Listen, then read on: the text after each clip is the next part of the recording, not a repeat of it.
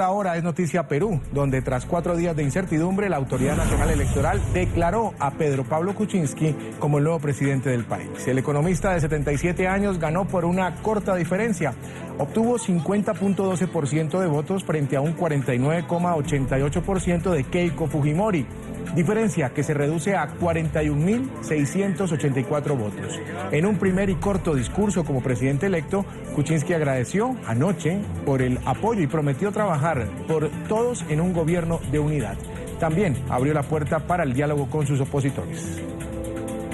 Este virtual veredicto con mucha modestia, porque el Perú tiene grandes retos por delante. Y queremos un país unido, conciliado, listo a dialogar. No confundamos el diálogo con la debilidad. Vamos a ser decisivos, decisorios, pero vamos a trabajar para todos los peruanos. Y Keiko Fujimori reconoció hoy su derrota ante Pedro Pablo Kuczynski, aunque advirtió que los resultados entregados por la Oficina Nacional de Procesos Electorales son confusos. Fujimori apareció acompañada de los 73 parlamentarios electos de la bancada de Fuerza Popular que tendrá el próximo Congreso de la República. La organización política Peruano por el Cambio obtiene el primer lugar. Esta es la segunda vez que Fujimori pierde una segunda vuelta presidencial. Sin embargo, no todo está perdido para el partido Fuerza Popular, que cuenta con la mayoría absoluta en el Congreso. Vamos a hablar de Perú, de todo lo que sucede con la agenda política y saludamos a Mauricio Zabaleta, politólogo. Bienvenido, Mauricio, gracias por estar con nosotros. Una buena tarde. Gracias, Jesús, y saludos para todos los americanos. Queda la impresión que, o por lo menos en el papel está, la mayoría en el Congreso la tiene el fujimorismo.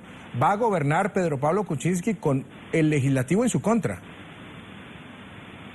Sí, en realidad al presidente Kuczynski le espera un reto grande, porque el fujimorismo al parecer está muy dolido por la derrota. Keiko Fujimori se ha demorado bastante en finalmente admitir. Es una derrota que les ha costado muchísimo, porque ellos estaban en la última elección el fin de semana con 5 o 6 puntos arriba en todas las encuestas. De hecho, había una que le daba 10 puntos arriba, y parece que han tenido un debate interno muy interesante previo a tener que aceptar la derrota. Y bueno, han habido declaraciones de algunos de los congresistas de Keiko Fujimori en el sentido de que nosotros somos dueños del Parlamento, nosotros va a ser nuestra casa el Parlamento, entonces podemos esperar que va a ser un contexto bastante agitado para el nuevo presidente, pensando que tienen ellos 73 congresistas de 130.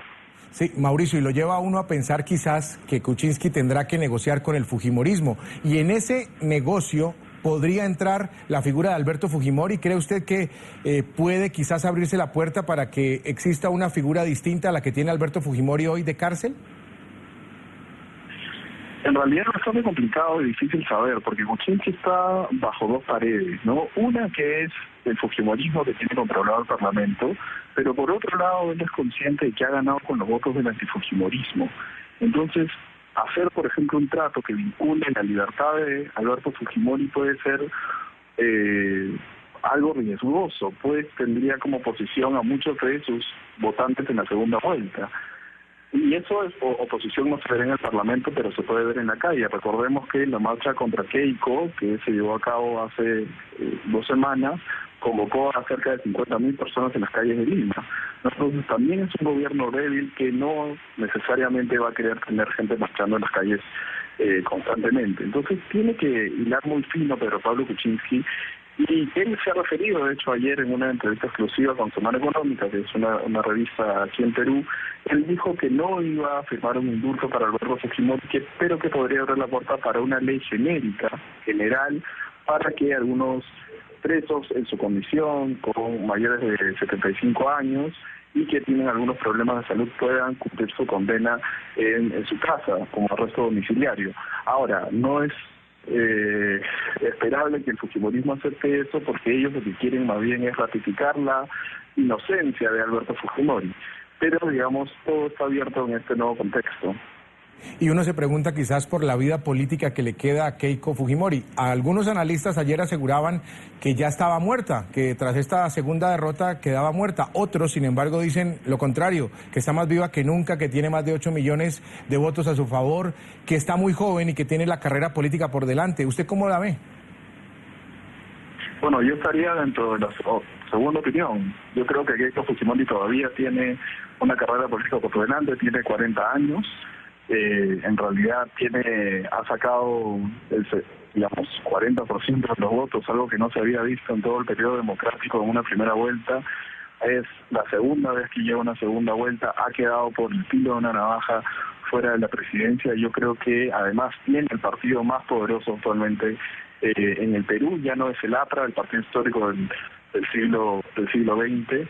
Ahora, en el siglo XXI, estamos viendo la fuerza del fujimorismo y creo que su líder tiene muchos años más de vida política. Ahora, no eso quiere decir que esté extensa de problemas. Una de las primeras cosas que tiene que resolver es el tema del liderazgo interno y, sin duda, el competidor que tiene más cercano es su propio hermano, Kenji Fujimori, que ha sido el congresista más votado de esta elección, segundo periodo parlamentario de Kenji Fujimori, y quien parece tener una relación más cercana con el padre, con Alberto. Entonces habrá que ver quién sale victorioso de esa disputa. Pero más allá de eso, creo que tenemos fujimorismo, ya sea con Kenji o con Keiko, por delante. Yo creo que finalmente será Keiko Fujimori quien termine ganando esa disputa, ya que tiene más experiencia política, tienen más don de concertación, y Kenji más bien representa la fuerza más reaccionaria del fujimorismo. Mauricio, finalmente la región tiene los ojos puestos con lo que sucede en Venezuela, todo el tema de derechos humanos, toda la crisis política, económica y social que atraviesa el país. Con la llegada de Kuczynski, ¿qué línea va a tener Perú sobre lo que está sucediendo en Venezuela? Bueno, en realidad aquí en la percepción sobre el tema de Venezuela es negativa en general sobre el gobierno de Maduro aquí en el Perú.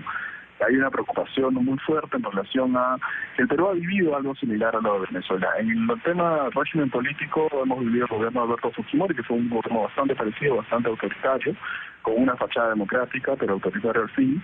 Y también en otro periodo hemos vivido la debacle económica con una crisis en los años 80 casi tan fuerte como la que está viviendo Venezuela.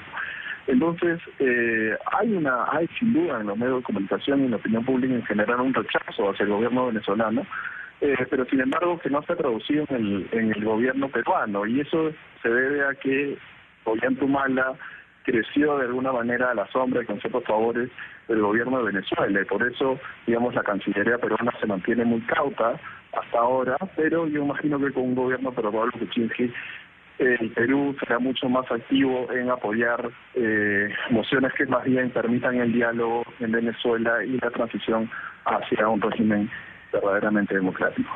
Mauricio Zabaleta, politólogo, mil gracias por acompañarnos aquí en la tarde de NTN 24 desde Lima, Perú. Gracias a ustedes.